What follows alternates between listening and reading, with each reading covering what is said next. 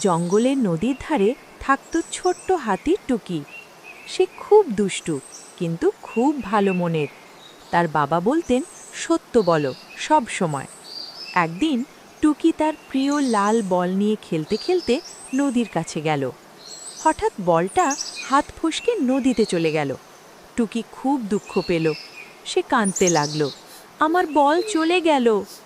হঠাৎ নদী থেকে একটা জাদুর মাছ উঠে এলো। মাছ বলল, কাঁদছো কেন ছোট্ট হাতি? মাছ একটা চকচকে সোনার বল তুলে দেখালো। এটা নেবে?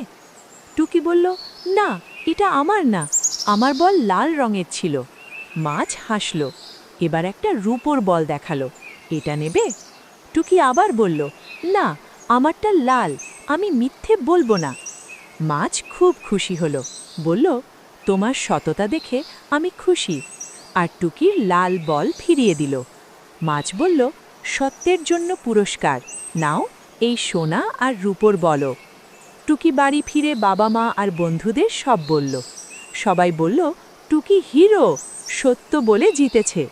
বাচ্চারা, মনে রেখো, সত্য বললে বিশ্বাস জিতবে, আর সত্যই তোমাকে সবচেয়ে শক্তিশালী করে। কখনো মিথ্যে বলো না, তুমি সত্যের হিরো।